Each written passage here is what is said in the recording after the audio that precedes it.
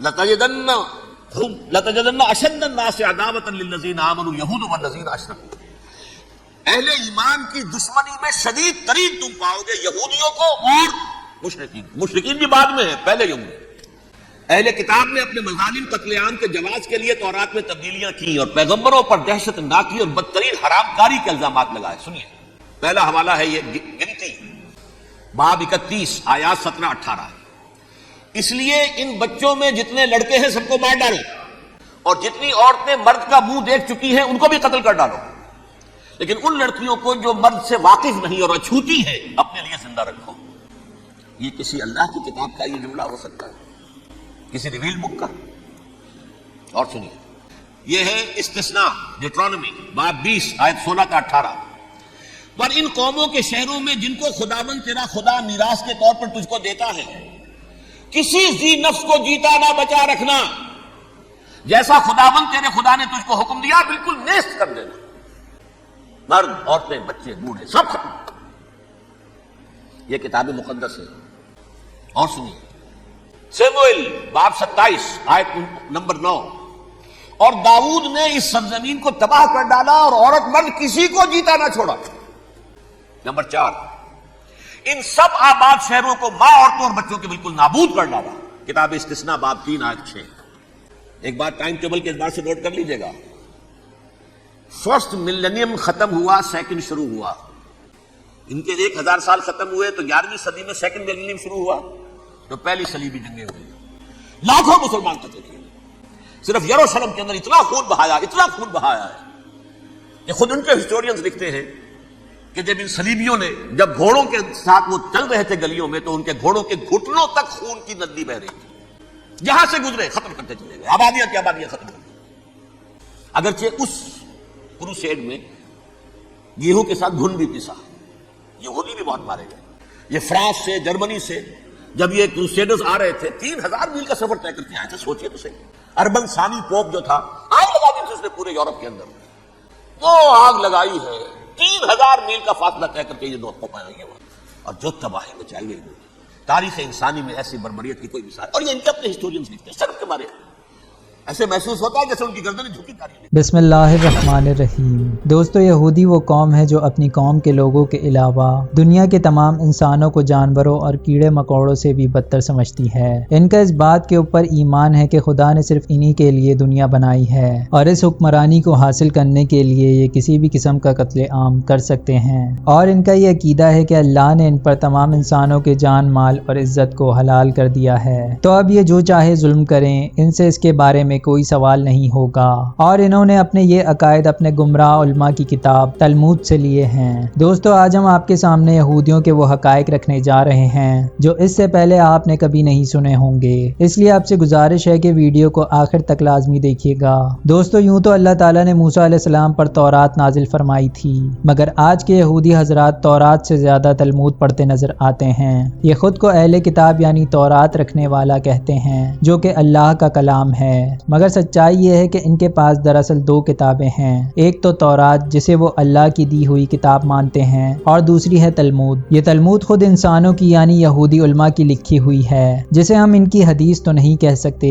مگر تلمود ہی سب سے زیادہ یہودیوں کے درمیان اس وقت پڑھی جانے والی کتاب ہے۔ اور تورات میں جہاں پر اللہ کے احکامات، ہدایات اور رسومات موجود ہیں، تو تلمود کے اندر تورات کا ایک حصہ تو ضرور موجود ہے، مگر سب سے زیادہ حصہ مذہبی حضرات یعنی ان کے علماء اور ربیوں کے خیالات، ان کی غور و فکر اور ان کی ڈیبیٹوں کا خلاصہ ہے، جو حکومت چلانے کے طریقے، مذہبی اور معاشرتی کنٹرول، اور خاندانوں کے اندر اور ان کے درمیان تعلقات، معیشت، تعلیم و تربیت، زراعت کرنے کے طریقے اور دیگر تمام معاملات کے متعلق معلومات موجود ہیں۔ یہ صرف ایک زمانے کے نہیں بلکہ ہر زمانے میں ہونے والی ڈیبیٹ، ریسرچ، خیالات اور ہدایات کا مجموعہ ہے، کیونکہ اس کے اندر میڈیسن، ایسٹرونومی، جادوگری، سیکس، ہنسی مذاق اور زندگی کے تمام شعبوں کے متعلق معلومات موجود ہیں۔ یہ کتاب کئی جلدوں پر مشتمل ہے جو کہ ہزاروں برسوں کے اندر لکھی گئی۔ یہودیوں کا خیال ہے کہ اللہ نے تورات موسیٰ علیہ السلام کو دی تو موسیٰ علیہ السلام نے ہارون علیہ السلام کو، اور انہوں نے اپنی قوم کے بڑوں کو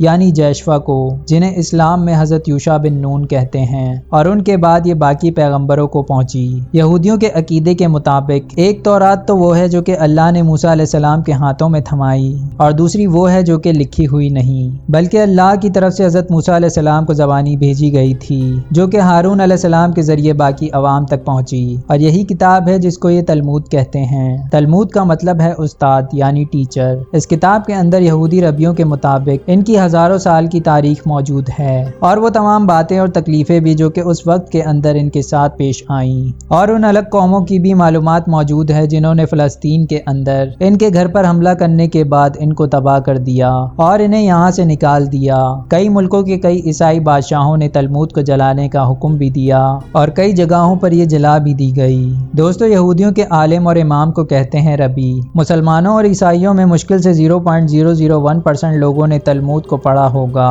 اسی لیے وہ نہیں جانتے کہ تلمود کے اندر دراصل کیا لکھا ہوا ہے اور یہودیوں کو کیا سبق دیا گیا ہے۔ ایک یہودی عالم جو کہ رومانیہ ملک سے آئے تھے، انہوں نے اپنی کتاب دا ہسٹری آف جیوز کے اندر لکھا ہے کہ کسی یہودی نے اگر کسی غیر یہودی کو قتل کر دیا، اسے دھوکہ دے دیا، تو یہ کسی یہودی کے لیے تو جائز ہے، لیکن اگر کسی غیر یہودی نے کسی یہودی کو قتل کر دیا تو یہ بہت بڑا گناہ ہے جس کی کوئی معافی نہیں، کیونکہ اس کتاب کے مطابق یہودی یہ سمجھتے ہیں کہ وہی دنیا کے مالک اور اللہ کے خاص بندے ہیں، اور باقی تمام انسان ان کے غلام ہیں جن کے ساتھ وہ جیسا چاہے سلوک کریں۔ جیسے جانوروں کو انسانوں کی خدمت کے لیے دنیا کے اندر پیدا کیا گیا ہے، بالکل اسی طرح دنیا کے باقی انسانوں کو یہودیوں کی خدمات کے لیے اور غلامی کے لیے پیدا کیا گیا ہے کہ وہ جیسا چاہیں ان غلاموں کے ساتھ سلوک کریں، چاہیں تو انہیں دھوکہ دیں، ان کی عزتیں لوٹیں، ان کے مال جائیداد پر قبضہ کریں یا ان کو قتل کر دیں۔ یہ سب ان یہودیوں کے لیے جائز ہے،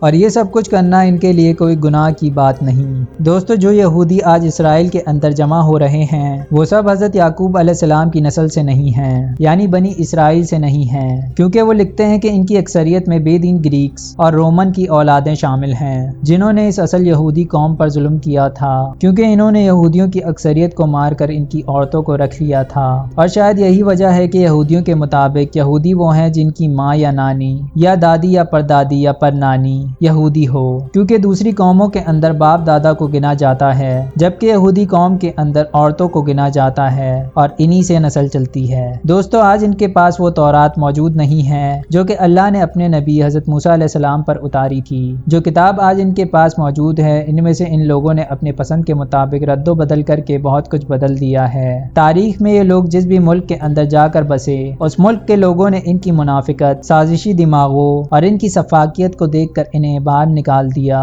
کیونکہ یہ ہمیشہ ان کے ملک کی معیشت سے کھیلتے رہتے اور انہیں سازشوں کے ذریعے کمزور کرنے کے اندر لگے رہتے۔ جرمنی کے نازیوں نے ان پر بہت ظلم کیا، لاکھوں یہودیوں کو قتل کیا، جس کے لیے یہ ہمدردی کے مستحق ہیں، لیکن اس کا یہ مطلب ہرگز نہیں ہوتا کہ انسان اپنے اوپر کیے گئے ظلم کا بدلہ بے قصور انسانوں، بچوں اور عورتوں سے لے۔ دوستو، دراصل آج کے فلسطینی ہی پہلے کے اصل یہودی ہیں جو کہ حضرت عمر رضی اللہ تعالیٰ عنہ کے دور میں اسلام قبول کر کے مسلمان ہو گئے تھے، لیکن آج قتل و غارت گری ان سو کالڈ یہودیوں کا اہم مشغلہ بن چکا ہے، کیونکہ بدقسمتی سے اہل عرب مسلمانوں کے اندر اتنی طاقت نہیں ہے کہ وہ فلسطینی مسلمانوں کو ان کے ظلم سے بچا سکیں۔ یہی وجہ ہے کہ فلسطینی آج اپنی لڑائی اپنے آپ لڑنے پر مجبور ہیں، لیکن یہودیوں میں بھی کچھ ایسے یہودی موجود ہیں جو کہ ان کے ظلم کو خود پسند نہیں کرتے اور کھلم کھلا اس کی مخالفت کرتے ہیں، اور آج بھی کر رہے ہیں۔ یوں تو اس کی بہت ساری مثالیں موجود ہیں، مگر کچھ نوبل انعام یافتہ اور اعلیٰ تعلیم یافتہ لوگ جو کہ ہر صدی کے اندر ان لوگوں کو آئینہ دکھاتے رہے،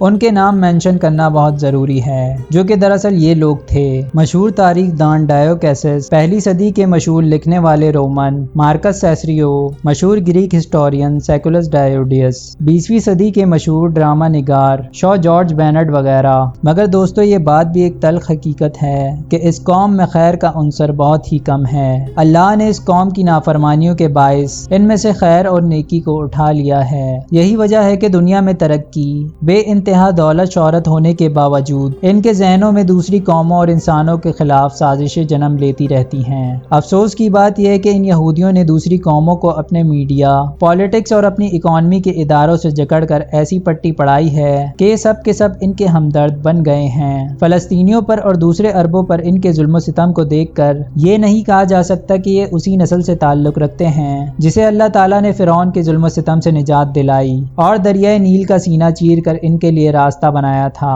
یہ لوگ حضرت یعقوب علیہ السلام اور حضرت موسیٰ علیہ السلام کی نسل کے تو بالکل نہیں ہو سکتے۔ دوستو، دراصل یہودی وہ قوم ہے جس پر اللہ نے بے پناہ انعامات، برکتیں اور نشانیاں ظاہر فرمائیں، اور اللہ نے سب سے زیادہ پیغمبر بھی اسی قوم میں بھیجے، لیکن اللہ کی نافرمانیوں اور اللہ کے انعامات اور علم کو اپنے فائدے اور دوسروں کے نقصان کے لیے استعمال کرنے پر اور اپنی طرف بھیجے گئے نبیوں کا قتل عام کرنے پر اللہ تعالیٰ نے اس قوم پر سے اپنی رحمت کو اٹھا لیا ہے۔ ان کے پاس آج علم تو بہت ہے، لیکن یہ لوگ اللہ کی رحمت سے محروم ہیں۔ اس کی سب سے بڑی وجہ ان کے تکبرانہ عقائد ہیں۔ دوستو، ان کے پاس اس قدر علم موجود ہے کہ یہ لوگ بہت عرصہ پہلے سے جانتے ہیں کہ ان کو شکست صرف مسلمان ہی دے سکتے ہیں، اور یہی وجہ ہے کہ مسلمان قوم کو یہ اپنے سخت ترین دشمنوں میں شمار کرتے ہیں، اور یہی وجہ ہے کہ یہ لوگ ہمیشہ سے مسلمانوں کو دینی، دنیاوی اور معاشرتی معاملات میں کمزور کرنے کی سازشوں میں لگے رہتے ہیں۔ معاشرے میں بگاڑ، جنسی بے راہ روی، فحاشی، سود خوری، بددیانتی اور قتل و غارت، یہ سب وہ چیزیں ہیں جو کہ یہ صہیونی یہودی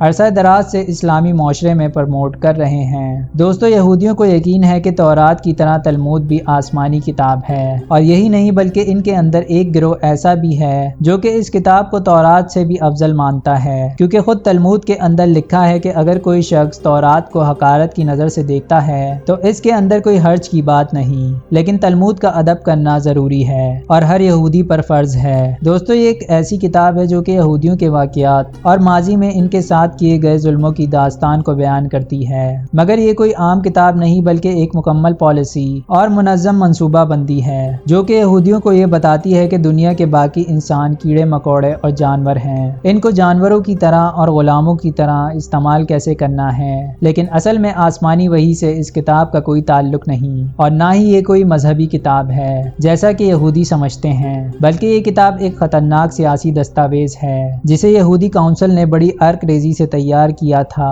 اور یہودی علماء نے دنیا کے باقی انسانوں سے تاریخ کے اندر اپنے اوپر کیے گئے ظلموں کا بدلہ لینے کے لیے اس کو تیار کیا تھا۔ اسی لیے اگر کوئی یہودی اسے کسی غیر یہودی کو پہنچا دے تو اس کی سزا صرف اور صرف موت ہے، لیکن ان کے اپنے ہی گھر کے لوگوں نے کئی بار اس ظلم و وحشت پر جو کہ اس کتاب کے اندر بیان کی گئی ہیں خاموشی توڑ کر دنیا کے سامنے اس کی شیطانی حقیقت کو بیان کیا۔ اس کتاب میں اللہ اور اس کے پیغمبروں حضرت آدم علیہ السلام، بی بی حوا علیہ السلام، حضرت عیسیٰ علیہ السلام اور ان کی ماں حضرت مریم سلام اللہ علیہا کے متعلق انتہائی نازیبا الفاظ استعمال کیے گئے ہیں جو کہ یہاں پر بیان کے قابل بھی نہیں۔ اس کے علاوہ یہودیوں کے خود پرستی اور انسانیت مخالف یہودی عقائد جو کہ آج بھی ان کے مذہبی عقائد کے طور پر ان کو پڑھائے جاتے ہیں وہ کیا ہیں، یہ بتانے کے لیے اس کتاب کے چند جملے ہم یہاں پر نقل کر رہے ہیں۔ تلمود کے اندر لکھا ہے کہ خدا کا دن 12 گھنٹوں پر مشتمل ہے کہ شروع کے 3 گھنٹوں کے اندر خدا خود تورات کا مطالعہ کرتا ہے، اور اس کے بعد 3 گھنٹے دنیا آسمان کے اندر اپنا حکم جاری کرتا ہے، اور باقی 3 گھنٹے وہ دنیا کو روزی دیتا ہے،